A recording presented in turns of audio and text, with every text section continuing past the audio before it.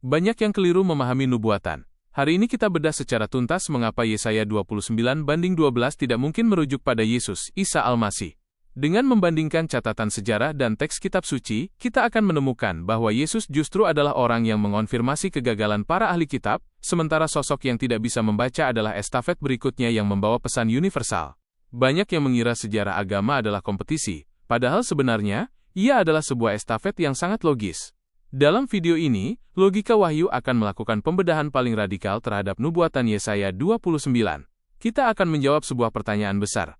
Mengapa Allah mengunci pemahaman kaum terpelajar dan memberikan kunci tersebut kepada seseorang yang tidak bisa membaca? Poin-poin utama yang akan kita bongkar. Misteri ayat 11, materai yang terkunci. Siapakah kaum terpelajar yang dihukum Allah dengan kebutaan spiritual? Mengapa ilmu mereka tidak lagi direstui untuk membawa mandat wahyu? Yesus sebagai pembersih jalan. Ayat 13. Mengapa tugas utama Yesus sebenarnya adalah menutup pintu bagi Bani Israel yang munafik, agar mandat tersebut sah secara hukum ilahi untuk dipindahkan? Password sejarah di ayat 12. Mengapa sosok Nabi terakhir harus seorang yang tidak bisa membaca? Umi. Kita akan membandingkan teks Ibrani Yesaya dengan momen di Gua Hira yang sangat presisi. Penggenapan janji Abraham. Bagaimana perpindahan mandat ini sebenarnya adalah rencana agung Allah untuk menjadikan berkatnya universal bagi semua bangsa, bukan hanya satu kaum. Ini bukan sekadar studi kitab suci, ini adalah perjalanan logika untuk menemukan benang merah wahyu yang sengaja disembunyikan oleh sejarah. Ini adalah naskah logika wahyu yang paling komprehensif. Narasi ini menggabungkan semua kepingan teka-teki, mulai dari akar janji Abraham, kegagalan kaum terpelajar, misi Yesus sebagai pembersih jalan, hingga penggenapan sempurna pada Nabi Muhammad. Operasi materai. Mengapa Yesus menutup jalan dan Muhammad membukanya? 1. Akar perjanjian, kontrak 2 garis keturunan. Semua bermula dari 1 titik 0, perjanjian Abraham. Allah menjanjikan bahwa melalui keturunan Abraham, seluruh bangsa di bumi akan mendapat berkat. Kejadian 22:18. Namun, berkat ini memiliki syarat mutlak, ketaatan dan ketulusan. Sejarah mencatat 2 jalur utama, Ishak, jalur para nabi Israel, dan Ismail, jalur yang kelak melahirkan Muhammad. Yesaya 29 adalah skenario kudeta spiritual yang direncanakan Allah untuk memindahkan mandat dari jalur yang telah rusak, Bani Israel, ke jalur yang murni, Bani Ismail. 2. Pembedahan ayat 11. Mengapa materai itu terkunci? Teks Yesaya 29:11. Maka bagimu penglihatan dari semuanya itu seperti isi sebuah kitab yang termeterai. Siapa mereka? Mereka adalah para rabi, ahli Taurat, dan cendekiawan Bani Israel. Allah memberikan perumpamaan.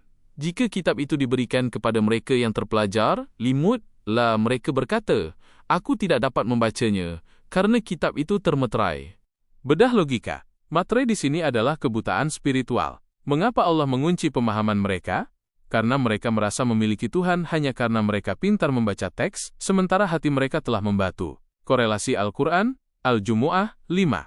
Allah menyamakan mereka dengan keledai yang membawa kitab-kitab tebal. Mereka membawa ilmu, tapi tidak mengerti esensinya. Vonis. Allah memutuskan bahwa izin untuk membawa wahyu dari jalur ini harus dihentikan. Jalur Ishak telah mencapai titik jenuh kemunafikan. 3. Pembedahan ayat 13 Yesus sebagai operasi pembersihan jalan. Ini adalah poin paling revolusioner. Banyak yang mengira Nabi Yahya adalah pembersih jalan bagi Yesus. Namun dalam peta besar wahyu, Yesuslah pembersih jalan bagi Muhammad. Teks Yesaya 29:13. Tuhan telah berfirman, oleh karena bangsa ini datang mendekat dengan mulutnya, dan memuliakan aku dengan bibirnya, padahal hatinya menjauh daripadaku. Mengapa Yesus?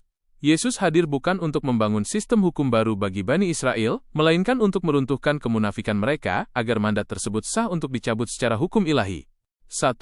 Eksekusi ayat 13. Yesus mengutip langsung ayat ini dalam Matius 15:7-9 untuk membongkar kebusukan ahli kitab.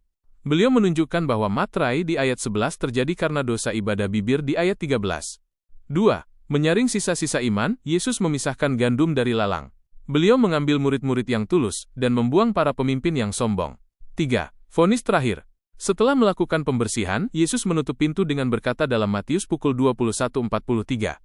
Kerajaan Allah akan diambil daripadamu dan akan diberikan kepada suatu bangsa yang akan menghasilkan buah. Logika wahyu. Tanpa Yesus yang menyatakan Bani Israel telah gagal secara moral, maka perpindahan mandat ke bangsa lain tidak akan memiliki landasan hukum yang kuat. Yesus adalah jaksa penuntut sekaligus penutup pintu bagi Bani Israel. 4. Pembedahan ayat 12. Mengapa harus Muhammad bukan Yesus? Setelah pintu bagi yang terpelajar dikunci, ayat 11, Allah beralih ke kutub seberang, seorang yang tidak terpelajar, ummi. Teks Yesaya 29 Nisbah 12. Dan apabila kitab itu diberikan kepada seorang yang tidak dapat membaca, not learn, dengan mengatakan, baiklah baca ini, maka ia akan menjawab, aku tidak dapat membaca, I am not learned. Kenapa bukan Yesus? Yesus terpelajar. Dalam Lukas 4:16-17, Yesus dengan fasih membaca gulungan kitab di depan umum. Beliau tidak memenuhi kriteria, tidak bisa membaca. Beliau adalah cahaya terakhir dari kaum yang terpelajar tersebut. Kenapa harus Muhammad? Sosok di ayat 12 adalah antitesis dari kaum di ayat 11. 1. Kemurnian tanpa kontaminasi. Muhammad adalah seorang ummi. Beliau tidak pernah belajar pada rabi atau filsuf. 2. Password sejarah. Saat Jibril berkata Iqra, di Gua Hiro, Muhammad menjawab, Ma'ana biqori, aku tidak bisa membaca.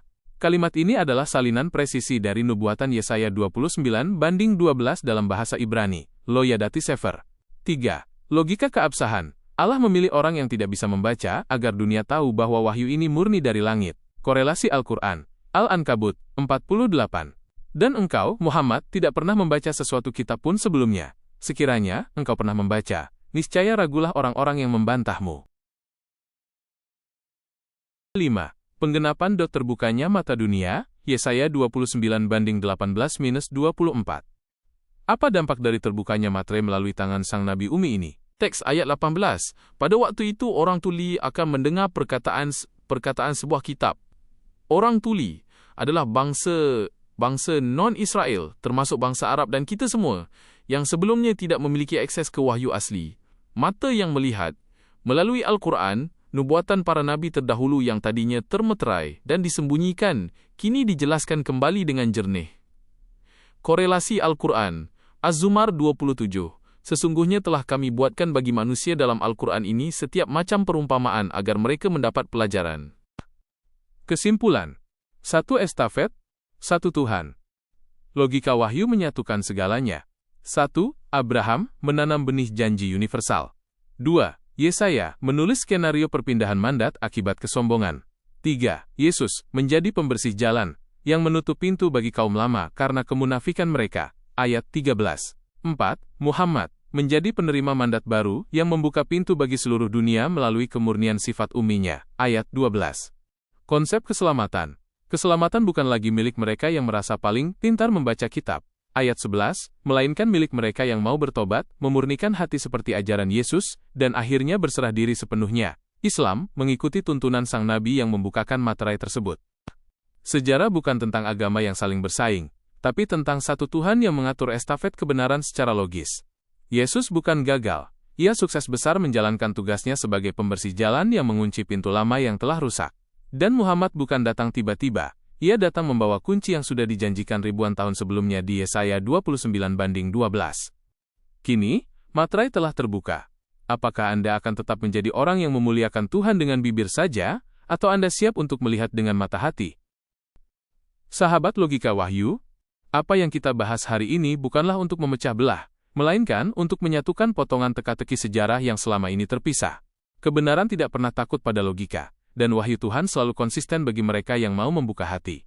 Jika Anda merasa pembahasan ini memberikan sudut pandang baru dan mencerahkan, mari kita bangun komunitas yang mencari kebenaran dengan kepala dingin dan hati yang jernih. Subscribe dan aktifkan notifikasi. Jangan sampai terlewat. Di video selanjutnya, kita akan membedah lebih dalam tentang bukti-bukti lain yang menghubungkan para nabi dalam satu garis lurus. Klik tombol subscribe dan nyalakan loncengnya agar Anda menjadi yang pertama tahu saat benang merah berikutnya kita bentangkan. Mari berdiskusi di kolom komentar. Saya ingin mendengar pendapat Anda. Dari pembedahan tadi, bagian mana yang paling membuka pikiran Anda? Atau ada ayat lain yang ingin kita bedah bersama di video berikutnya? Tuliskan di kolom komentar, karena setiap pemikiran Anda adalah bagian dari perjalanan ini. Bagikan kebenaran ini. 1 klik share dari Anda bisa jadi adalah pintu hidayah bagi orang lain yang sedang mencari jawaban di tengah kebingungan. Terima kasih telah menonton hingga akhir. Tetaplah rendah hati. Karena hanya kepada hati yang merunduklah, cahaya wahyu akan menetap. Sampai jumpa di pembahasan logika wahyu selanjutnya.